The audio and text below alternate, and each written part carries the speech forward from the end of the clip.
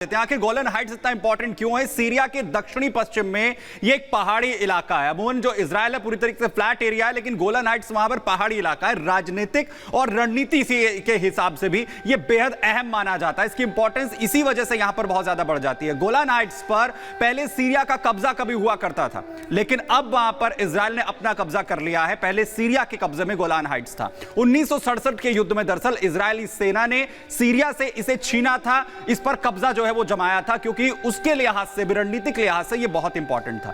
Golan इलाके में यहूदी जो लोग हैं उनकी बस्तियां हैं, वहां पर यहूदी जो लोग हैं जो रहते हैं वहां पर, जिनका देश इजराइल अमूमन माना जाता है। इलाके पर फिर से सीरिया यहां पर कब्जा करना चाहता है। सीरिया की बहुत चाहत है कि गोलान हाइट्स पर किसी भी तरीके से यहां पर कब्जा कर ले, जिसका सपना अभी तक पूरा यहां पर नहीं हो पाया है। उसके लिए वो लगातार कोशिश यहां पर करता रहता है। मेजर जनरल रिटायर संजय सोई सर भी हमारे साथ हैं यहां पर। सोई सर, क्योंकि गोलान हाइट्स को लेकर हम यहां पर बात कर रहे हैं, तस्वीरें में लगातार टैंक्स की यहां पर दिखा रहे हैं, दोनों पर अपना जवाब दीजिएगा, क्योंकि पूरा एग्रेशन यहां पर नजर आ रहा है, कभी भी अटैक यहां पर हो सकता है। और गोलान हाइट्स को लेकर क्या सीरिया अपने आप को फिर से एक्टिवेट कर सकता है इन सिचुएशंस में? नहीं, देखिए ऐसा है, सीरिया की इच्छा तो बहुत होगी कि गोलन हाइट्स को वापस लूं, क्योंकि काफ़ी एक इम्पॉर्टेंट एरिया पड़ जाता है। एक तो हाइट है, दूसरा डोमिनेट करता है। अगर जिसके पास भी होगा दूसरे देश के ऊपर उसका डोमिनेशन रहता है। अगर आज इजराइल के पास है, वो सीरिया के ऊपर नजर रख सकता है। वहां पर इन्होंने अपने सर्विलियंस इक्विपमेंट लगाए हुए, रडार्स लगाए हुए, एडवांस रडार लगाए हुए, ताकि दूर दूर तक, सैकड़ों किलोमीटर दूर तक जैसे कोई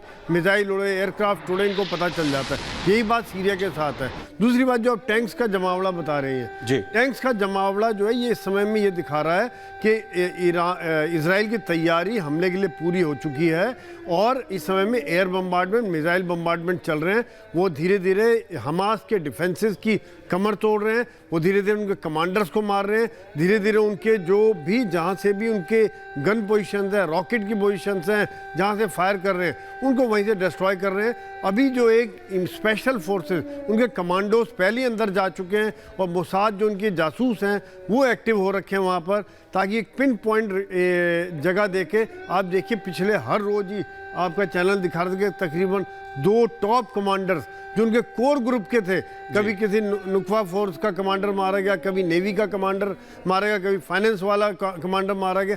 टॉप जो कोर कमांडर उनको मारा जा रहा है, यानी कि एक तरह से उनकी विल टू फाइट को ख़त्म किया जा रहा है। जहाँ से सप्लाई लाइन उनकी बंद कर दी है, घेरा डाल चुके हैं।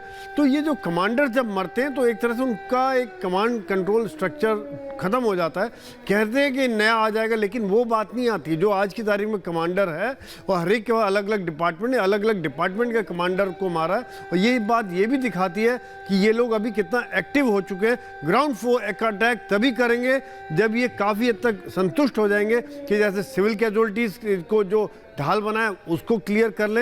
यही समय है कि दक्षिण में भेजते जा रहे बिल्टअप एरिया या डिफेंसेस को काफ़ी हद तक बर्बाद कर दे, तब ये टैंक्स पूरी तरह तैयार है। वो इस समय पोजीशन ये है कि किसी भी मिनट पर, बहुत शॉर्ट नोटिस पर ये गाजा के अंदर घुसने के लिए रेडी है। बिल्कुल, और वजह भी यही है यहाँ पर बॉर्डर पर असेंबल होने की। यूके दिनवार जी, मैं आपसे समझना चाहूंगा, इस बीच चीन ने जो बयान दिया है मिस्र को लेकर, इस बयान से आप क्या समझते हैं, और इस बयान के मायने वैश्विक पटल पर अब क्या है? क्योंकि उसने कहा है कि वो मिडिल ईस्ट में स्थिरता को लेकर मिस्र के साथ मिलकर काम करेगा।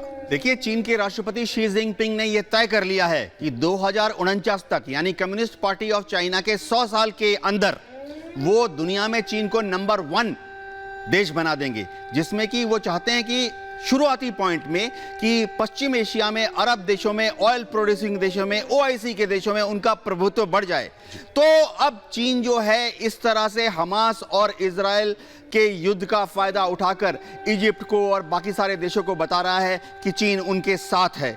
इससे चीन को वहां पर, जैसे कहते हैं ना कि ऊंट तंबू में घुस गया, चीन को अरब देशों में उनका जो एक साइकोलॉजिकल है, अरब देशों में एक साइकोलॉजिकल प्रॉब्लम है कि जो भी हमास को समर्थन करता है, जो भी फिलिस्तीन को समर्थन करता है देश, अरब देश जो हैं नेचुरली उस देश को पसंद करते हैं। चीन इसी साइकोलॉजिकल वीकनेस का फायदा उठाते हुए वहां घुसने की कोशिश कर रहा है। लेकिन सर मिस्र क्यों?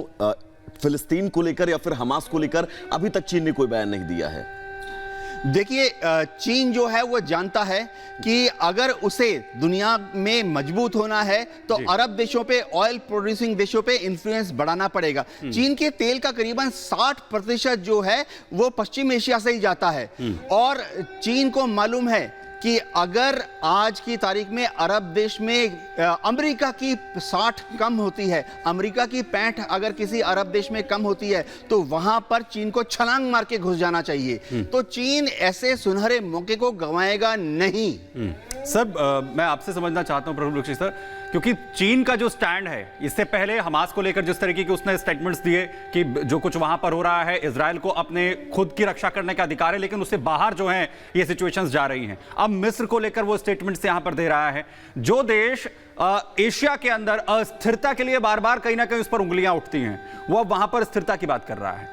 देखिए, बिल्कुल बात करेगा, यही उसकी स्टाइल है।